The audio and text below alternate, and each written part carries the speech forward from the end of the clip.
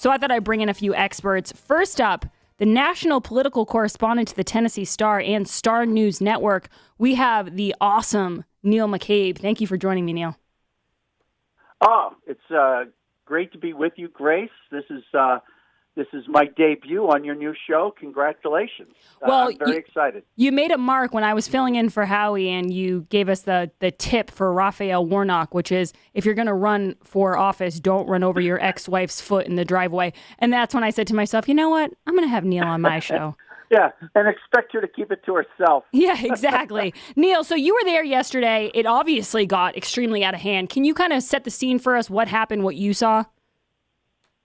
Yeah, and I will say that while I was walking from the Capitol to up Pennsylvania, I bumped into my good friend Chris Bedford, and we actually chatted about the day's events for about 10, 15 minutes. So I saw that he's on your lineup too today. Oh, did you guys collude together and say we both need to get on the Grace Curley show tomorrow? I figured. Yeah, just don't tell Robert Mueller. So I was walking around the Capitol grounds from about 12:30 to 2:15, and outside, that crowd was not. These were not like they were angry because of what had transpired, but really, the mood of the crowd that I saw, that I was sort of hanging out with, was we're angry, but hey, we've said our piece, and we'll just accept it as it comes. Right. And it didn't seem to me like people who were about to break glass and go crazy. And, you know, and I did notice, you know, there's a lot of sort of false flag talk going on. And a buddy of mine told me that he was up close when people were breaking through barricades, and he saw MAGA guys pulling back these crazies, that these crazies were like crashing barricades and really getting strong with the cops. And MAGA guys were trying to pull them back. And I did notice as I walked from the Capitol up towards the White House. And, you know, obviously when these guys went past the FBI building, they said some things to the FBI. You know, I don't want to put your FCC license in jeopardy, so we'll just leave it at that. But I heard that there was one chant that I heard, and it was like, who owns the streets? We own the streets. And that is not a MAGA cheer, right? When you go to a MAGA guys go, lock her up, build the wall, 4 more years. And it just seemed to me that was kind of like one of those leftist cheers. And so I seriously wonder if there were people inside that crowd who turned that crowd into a mob. And I will tell you also that I have a deep contact inside federal law enforcement, and I don't even know his real name. And he told me last night that they're working on a case. Their people are pretty sure that there are Antifa people on the inside of that mob. And I talked to a retired FBI agent who was actually involved in the team that came in after the Boston Marathon and other high-profile investigations. She told me the exact same thing, but from a different source. And it's, so Neil, it that's feels... not proof, but I've triangulated it. It feels as though, and like I said in the first segment, you know, we're condemning it no matter what. So whoever it ends up being, whether it was Trump supporters or not, it's a flat, we wish it hadn't have happened. But it does feel like the mainstream media jumped on this, and they are just, you know, it's complete. They feel as though it's complete vindication for their last 4 years. Right. And it's like, it's this weird thing that if you're an athlete or a celebrity or somebody who's very prominent, and you ask questions about, hey, why did you tell us not to wear masks? Now you don't wear masks. Or how come there were 5,000 reported cases of flu in this town a year ago, and now there's 12? Like, are these COVID numbers? Why is every death certificate, even when someone's in a car accident, why is it, if you do anything to question the COVID regime, and then you get COVID, then it's like the press is like, well, you deserve it. Yeah, there's a gotcha mentality. There's a gotcha like, heaven ha help ha. you die of COVID, because it's like the press coverage is basically, look at this guy who deserved to die from COVID. Yeah, that's what happened with Herman Cain. Oh, it was sickening. And so what we saw with the tragic murder of Ashley Babbitt yesterday, it's interesting that apparently there are some people the cops can't kill, and there are some people the cops are supposed to kill. And I'm old enough to remember when cities went on fire, when George Floyd was tragically died while in police custody. And yet this woman, I don't know if you saw the video yet, Grace, but there's behind the speaker's rostrum is a large room called the speaker's lobby, where people basically hang out, read the newspaper. And when you want to interview congressmen, that's basically where the reporters sort of mill about, in the speaker's lobby. The door to the speaker's lobby, the double doors to the speaker's lobby, on the inside you can see from this video that basically the police had kind of put up tables and chairs to sort of block the door. There's a group of people, including Ashley Babbitt, who are trying to open the door. She is not trying to climb through a window.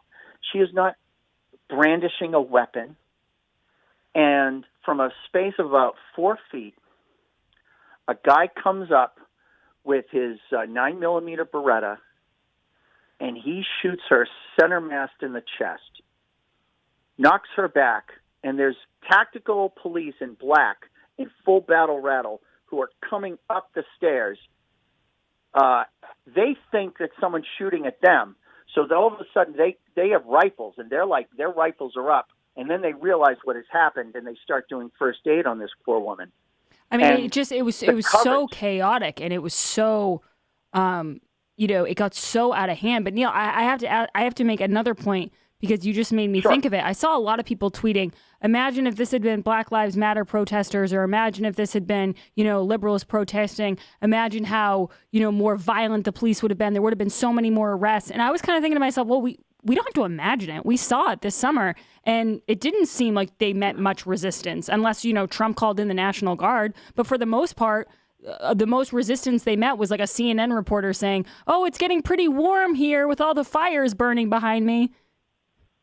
I was in the streets for the inauguration weekend and into the inauguration, and then a few days afterwards, 4 years ago.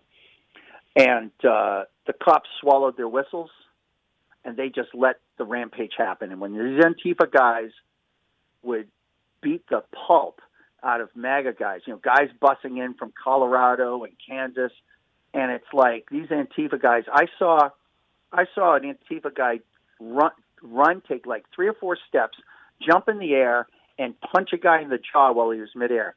And the only time I'd ever seen that before is on the Batman TV show. I didn't even think it was real until I saw it myself. And the cops did nothing. And so I don't know what to tell you. I will tell you this. There were probably about 100 FBI agents who were there so I was there last night as they were pushing, and I watched them sort of reclaim the Capitol grounds. These 100 FBI agents were wearing, bulletproof vests, or their vests, but the vests didn't have the plates in them. So basically they were just like symbolic vests. And they all had their thigh holsters with sidearms, but they weren't like doing anything. And later it was explained to me that the FBI basically grabbed guys from the field office at the end of their shift and said, just go to the Capitol. Like there was no training. There was no preparation. These guys are just sort of standing around. I know they brought U.S. Marshals from Fairfax. They have sort of a headquarters in Fairfax County. So they bust these guys in from Fairfax, but there was no preparation. So it's like, was the FBI in on it? Apparently not.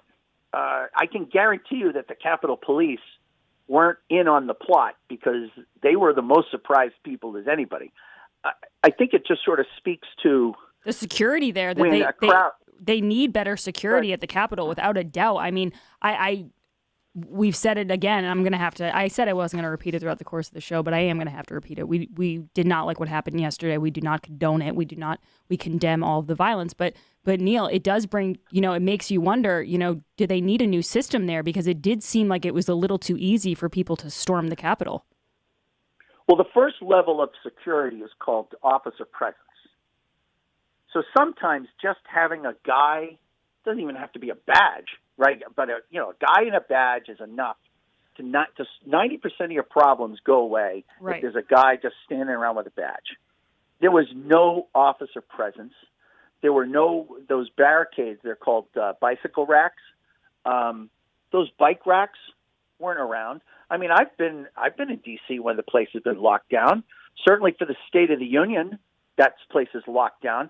Certainly for the inauguration, there were lanes for depending on what color pass you had, and Right. it's so.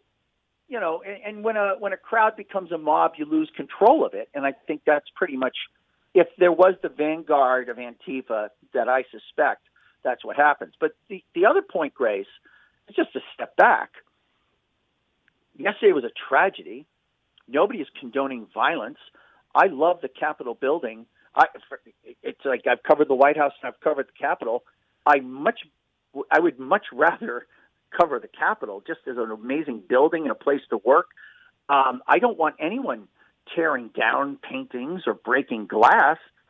But having said that, just because people broke some windows doesn't mean you can steal the White House. And so how did we go from 13 senators said, this is so egregious, what happened on November 3rd, that I'm going to take the extraordinary step of challenging the electoral college tallies from 6 or 8 states. And 12 hours later, it's like, well, some people broke some glass. There was some violence. People were tragically killed. And so I'm going to let someone steal the White House for the next 4 years. And Neil, I think that's a great question, and I think it's a great way to end the interview. I wish I had gone to it a little bit sooner. I thank you for joining us. Hey, Neil, where can everyone check out your stuff?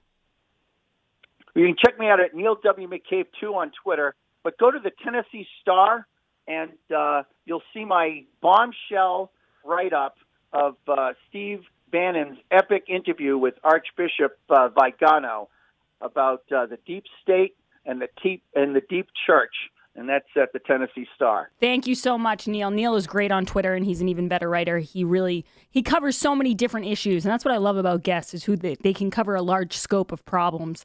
Guys, my friends at Eden Pure have done it again, if you can believe this. Starting today, you can get the Thunderstorm Air Purifier at the lowest price offered to my listeners. With code word GRACE, that's code word GRACE, the Thunderstorm is available for under $90 and shipping is free. The New Year sale is for 1 week only and only while supplies last. It's a small device. It's no bigger. It kind of looks like a phone charger, you might say. It's about that big. You can move it from room to room. If your kitchen starts to smell a little funky, put it in there. If your basement gets a little damp, you can move it downstairs, or you can buy a few.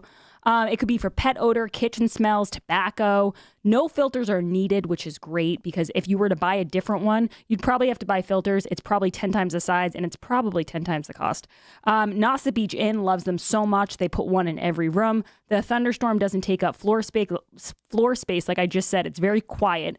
And you want to take advantage of this 1 week sale and experience for yourself what all of the listeners talk about, what Howie talks about, and now what all our advertisers use. Go to EdenPure.com, put in code word GRACE. That's EdenPure.com, code word GRACE. Shipping is free. When we get back, we have more to talk about. We're going to talk about the future of the GOP. Where do we go from here? Who are our front runners? Do not change the dial. This is Grace Curley, and this is The Grace Curley Show.